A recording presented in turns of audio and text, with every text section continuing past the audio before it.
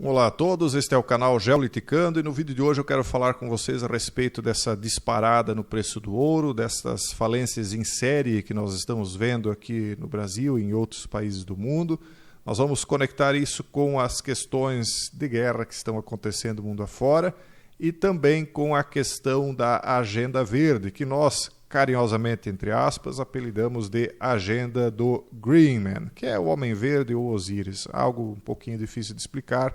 Quem está na comunidade fechada sabe do que nós estamos falando, então nós não vamos nos estender nisso. Mas, ao final de contas, o que nos interessa é começar o tema tratando dele com essa matéria aqui. O Papa Francisco, segundo a matéria do The New York Times, não pôde viajar para a cúpula do clima da ONU, mas sua voz sim. O enviado do Vaticano fez comentários nos quais Francisco perguntou aos líderes mundiais se optariam por uma cultura da vida ou uma cultura da inexistência da vida, né? Que é essa palavra aqui. Como eu não quero entrar muito nesses detalhes, eu sei que muita gente gosta do Papa, outros não gostam, alguns nem da igreja são, a boa parte, mas eu sei também que, gostando ou não dele, há meio que uma unanimidade entre as pessoas de estranhar o posicionamento do Papa Francisco ao se alinhar nessa agenda verde com comunistas, socialistas, globalistas, né, que é, resumidamente, o metacapital, aqueles que são as grandes corporações do mundo, como BlackRock, Vanguard e todas as famílias riquíssimas do mundo, unidas com os líderes políticos mais poderosos do mundo, que são a maioria deles de esquerda, e vendo que isso acaba meio que unindo a igreja e o mundo, sendo que muitas vezes nós vemos que a igreja tem de fazer um contraponto às vontades dos poderosos e dos mais ricos da terra. E nesse caso, nós vemos que aparentemente parece que as coisas não só não são assim, quer dizer, eles não estão desunidos, como muitas vezes dá a impressão de que a direção disso tudo vem justamente da Cúria Romana, ou melhor, do Papa, né? É uma impressão, se é ou não é, isso cada um tem a sua própria impressão, a respeito especificamente da Agenda Verde. Então diz aqui que o Papa, relutantemente, cancelou a sua viagem à Cimeira Anual das Nações Unidas sobre o local onde nós vivemos, que aconteceu em Dubai, nos Emirados Árabes Unidos, devido a um problema no pulmão dele. Então ele procurou, entretanto, emprestar sua voz, segundo eles aqui, aos desamparados do mundo que enfrentam o impacto das perturbações no mundo em que nós vivemos. É inegável que há perturbações no mundo em que nós vivemos. Mas, quando também nós olhamos para as profecias, né, já que estamos falando de uma igreja, as profecias dizem que o mundo, em algum momento, sofreria esses impactos. Então, será que o ser humano tem poder de causá-los ou mesmo de evitá-los? É um pouco estranho que a igreja se alinhe ao mundo nesse sentido, né? Para mim é estranho. Num discurso escrito pelo Papa e proferido na Cimeira pelo secretário de Estado do Vaticano, o cardeal Pietro Parolin, Francisco assegurou ao mundo o seguinte, abre aspas, estou convosco porque o tempo é curto, fecha aspas, que é exatamente o mesmo discurso de Al Gore, né, de Schwab e tantos outros. Ele escreveu que o mundo, mais do que nunca, enfrentou uma devastação ambiental que ofendeu a Deus e coloca, abre aspas, em grande perigo todos os seres humanos, especialmente os mais vulneráveis no nosso meio, e ameaça desencadear um conflito entre gerações. Fecha aspas. Por quê? Porque as gerações seguintes, em uma questão de lógica, se o local onde nós vivemos tiver piora, vão dizer, poxa, vocês não cuidaram lá atrás. Mas será que o ser humano realmente tem capacidade de alterar o que está por vir, ou nós apenas vamos restringir a qualidade de vida das gerações seguintes sob o argumento de que podemos fazer alguma coisa, ao passo que talvez não poderíamos, e ao mesmo tempo vamos dar justamente aquilo que essas grandes corporações, os grandes poderosos da Terra, os reis da Terra, né, gostariam de ter, que é um grande poder de controle em cima de todos através de questões que eu vou discutir mais adiante aqui nesse mesmo vídeo. E isso tem a ver com a disparada do ouro. O ouro está disparando, superando novo recorde. O que está por trás dessa valorização? Não precisa nem ler a matéria e nem vocês precisam ler, porque vocês sabem. O que está por trás da disparada do ouro é o medo que as pessoas estão tendo de que o seu dinheiro vá se esfarelar e não vá valer mais nada. Os próprios governos, os bancos centrais, eu já trouxe aqui para vocês, estão fazendo isso, acumulando ouro. Os preços perderam um pouco de fôlego ao longo do dia e fecharam em queda acima de 2%, próximo de 2.027 dólares. Né? Então, é um recorde, 2.027 dólares. Agora, por quê? Porque os poderosos da terra estão se encastelando no ouro. Mas nem seu ouro, nem sua prata irá salvá-los do juízo final, embora que eles queiram que isso aconteça. Enquanto isso, nós, né, que estamos aqui na base, que não temos o acesso ao ouro da maneira como eles têm, embora que, Jason, mas eu posso comprar lá, tem a empresa X, Y e Z que vendem ouro. Só que existe uma série de regulamentos, restrições e um encarecimento por conta da burocracia que existe em torno disso, inclusive questões de impostos, né? Então o acesso não se dá de maneira igual, justa, entre aqueles que estão lá em cima e os demais que precisam respeitar certas regras. Né? E por isso nós vemos pedidos de recuperação judicial crescendo, e gerando mais de 100 bilhões de reais em dívidas e criando um ciclo perverso para a economia. Por quê? Porque se uma empresa quebra e não paga as dívidas, aquela outra empresa que já estava mal, mas contando com aquele dinheiro, ou pelo menos parte dele, e vê que não vai receber nada ou quase nada, e se receber vai ser depois de um longo processo de recuperação judicial, então aquela empresa se dá por vencida naquela dívida, não vou mais receber. E muitas vezes aquilo é um efeito em cascata. Bom, eu contava com aquele dinheiro, é uma grande parte do meu capital de giro, vou fechar as portas também.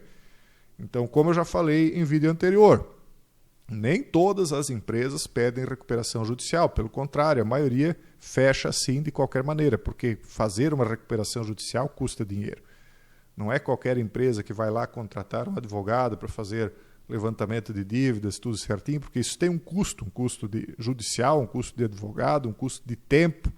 Então tem de ter uma estrutura para isso também. Por isso que apenas 1.128 empresas solicitaram a medida nesse ano, que é bastante em relação ao ano passado, né? Já aumentou muito, né? Mas isso reflete em empresas de médio e maior porte. Não são as empresas pequenas. As empresas pequenas, simplesmente, as pessoas estão fechando e ninguém nem fica sabendo. Às vezes fica lá o CNPJ pendente, os contadores é que sabem, né? O cliente simplesmente some, não vem mais nem tratar nem do honorário e ali fica, né? E aí nós vemos o conflito mundo afora também aumentando, né? Conforme os recursos vão escasseando, os conflitos vão aumentando. A central núcleo de Sellafield foi invadida por grupos ligados à Rússia e à China, diz aqui uma matéria no The Guardian. Exclusivo, o malware ainda pode estar presente e os efeitos potenciais foram encobertos pela equipe, revela a investigação. Se aconteceu ou não, não sei, estou relatando aqui o que está na matéria.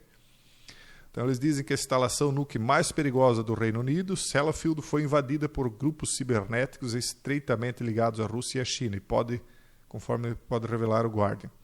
A surpreendente divulgação e os seus potenciais efeitos têm sido consistentemente encobertos por funcionários sêniores do vasto local de resíduos e desmantelamento nuclear, concluiu a investigação.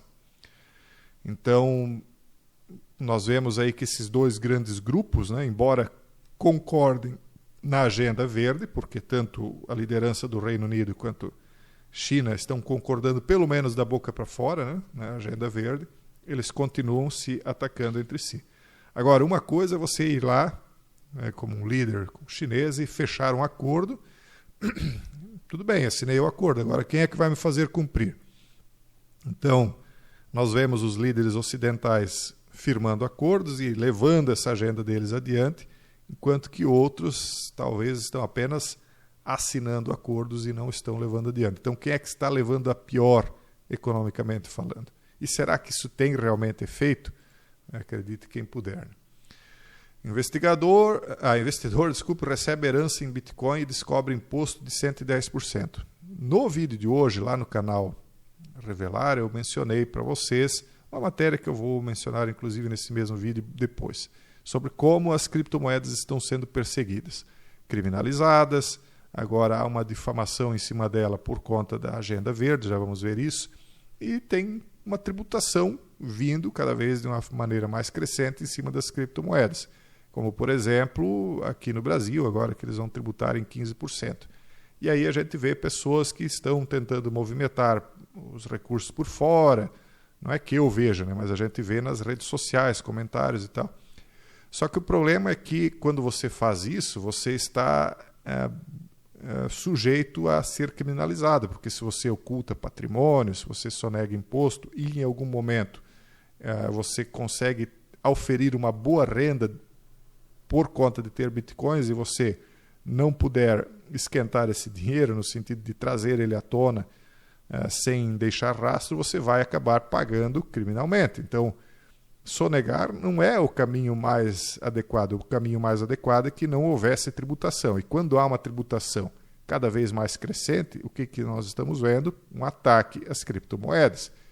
No Brasil nem é tanto ainda, porque olha só, lá foi um imposto de 110% do que ele herdou.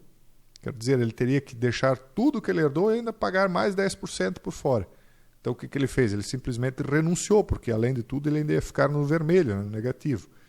De acordo com o Livecoins, o japonês, aliás, que recebeu a herança, ele renunciou à herança como uma solução trágica, porém financeiramente viável, para evitar um déficit fiscal de 10%.